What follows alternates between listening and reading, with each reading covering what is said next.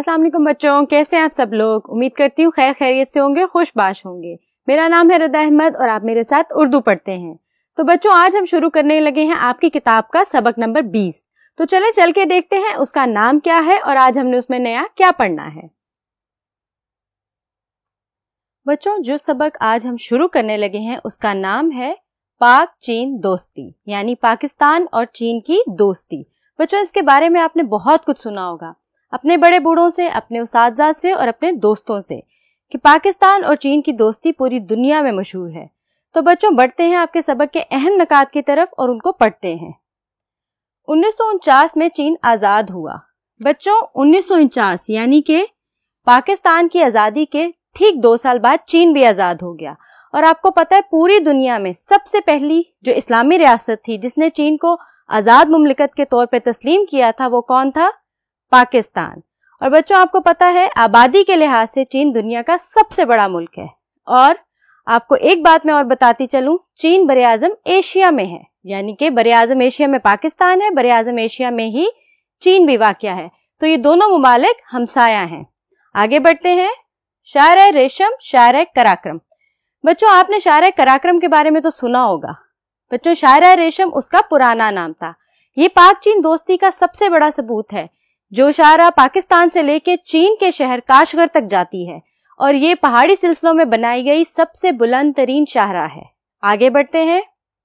دنیا کا 8واں عجوبہ۔ بچوں یہ شاہراہ بلند ترین بھی ہے اور بہت لمبی بھی ہے، لیکن یہ دنیا کا 8واں عجوبہ ہے کیونکہ اتنے سخت ترین پہاڑی سلسلے میں اتنی خوبصورت شاہراہ بنانا کسی عجوبے سے کم نہیں۔ بچوں آگے بڑھتے ہیں۔ آغاز 1958 اور تکمیل 1978، یعنی کہ 20 سال لگے شاہراہ کو تکمیل تک پہنچنے میں، مکمل کرنے میں۔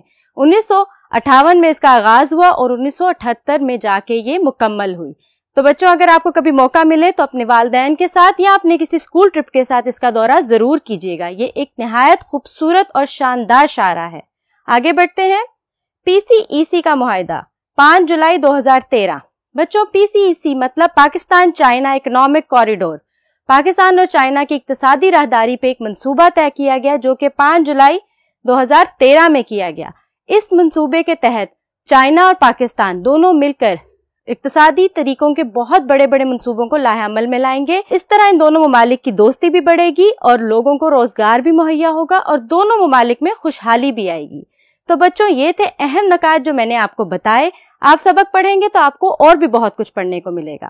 بچوں بڑھتے ہیں اپنے الفاظ معنی کی طرف جو میں نے آپ کے سبق سے چنے ہیں۔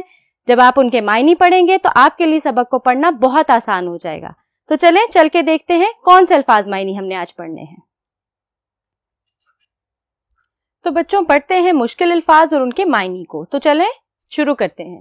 ہمارا پہلا لفظ ہے رفتار، مطلب چلنا۔ آپ کس رفتار سے چلتے ہیں؟ آپ کی رفتار تیز ہے یا آہستہ؟ آپ کی رفتار کو کیا کہیں گے؟ چلنا۔ اگلا لفظ ہے آزاد ریاست، مطلب آزاد ملک۔ ہم ایک آزاد ریاست ہے، بالکل ٹھیک۔ چین ایک آزاد ریاست ہے، بالکل ٹھیک۔ وہ ملک جو آزادی حاصل کر چکے ہوتے ہیں ان کو آزاد ریاست کہتے ہیں۔ آگے بڑھتے ہیں۔ تعلقات مطلب میل جول۔ پاک چین تعلقات، آپ کے اپنے دوستوں سے تعلقات، آپ کے اپنے رشتہ داروں سے تعلقات، یعنی ہمارا کسی سے بھی ملنا جلنا اور باہمی رابطے کو تعلقات کہتے ہیں۔ آگے بڑھتے ہیں بچوں۔ روز بروز مطلب دن بدن۔ پاکستان روز بروز ترقی کر رہا ہے، بالکل ٹھیک، یعنی پاکستان دن بدن جدید طریقوں سے راستہ ہوتا جا رہا ہے اور ترقی کی راہ پہ گامزن ہے۔ اگلا لفظ دیکھتے ہیں بچوں۔ شاہراہ مطلب سڑک۔ ابھی میں نے آپ کو شاہراہ قراقرم کے بارے میں بتایا جس کا پرانا نام تھا شاہراہ ریشم۔ تو بچوں شاہراہ کہتے ہیں سڑک کو۔ یہ ایک سڑک ہے جو پاکستان سے چین کے شہر کاشغر تک جاتی ہے۔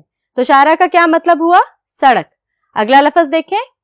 ثبوت دینا مطلب ثابت کرنا، کسی بات کو ثابت کر دینا، اس کے لیے کچھ ایسی باتیں یا کچھ ایسی نشاندہی واضح کرنا کہ وہ ثابت ہو جائے، یعنی ثبوت دینا۔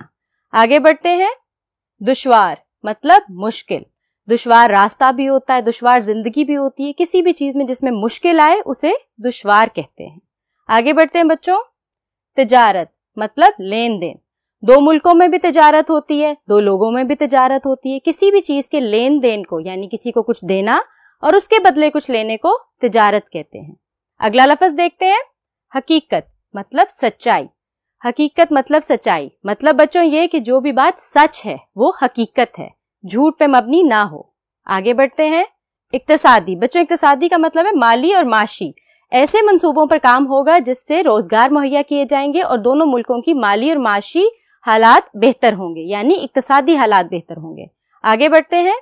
راہداری، گزرنے کی جگہ، بچوں راہداری عمارت میں بھی ہوتی ہے، گھر میں بھی ہوتی ہے اور کہیں پہ بھی ہو سکتی ہے۔ کسی بھی گزرنے کی جگہ کو، جہاں سے آپ گزر کے ایک جگہ سے دوسری جگہ جاتے ہیں یا ایک کمرے سے دوسرے کمرے میں جاتے ہیں، اس کو راہداری کہتے ہیں۔ آگے بڑھتے ہیں۔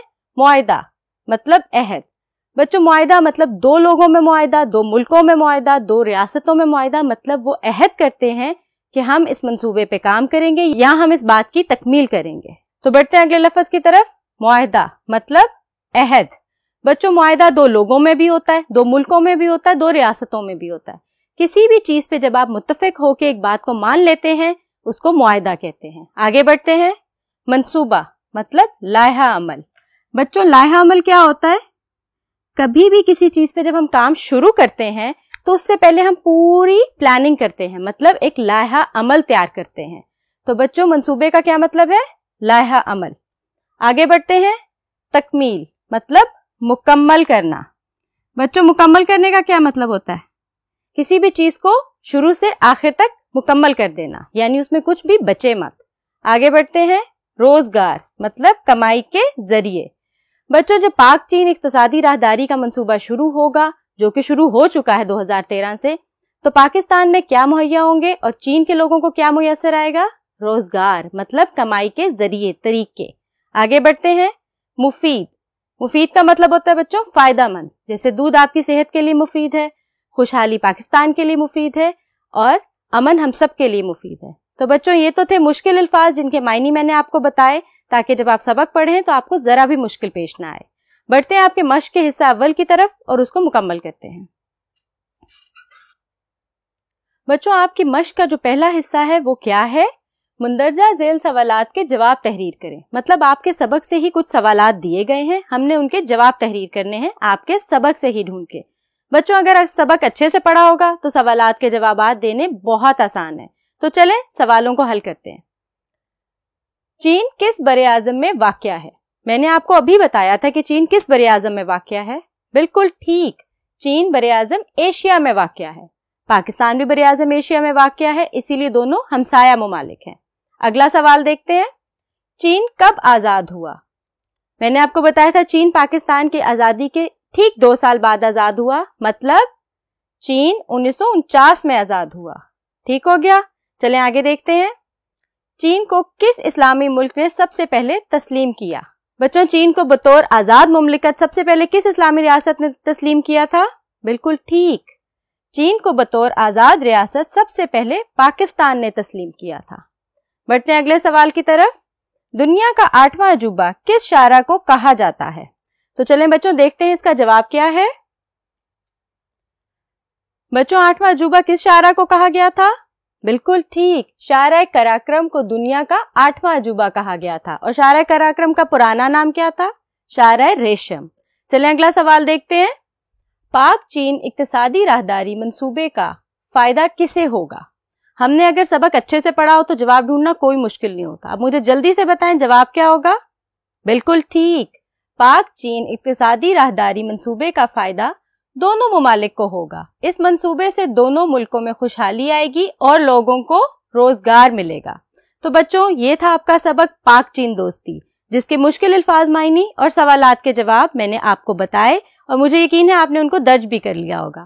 تو بچوں مجھے دیں اجازت، حاضر ہوں گی آپ کے مشق کے دوسرے حصے کے ساتھ۔ تب تک کے لیے اپنا بہت سارا خیال رکھیے گا۔ اللہ حافظ۔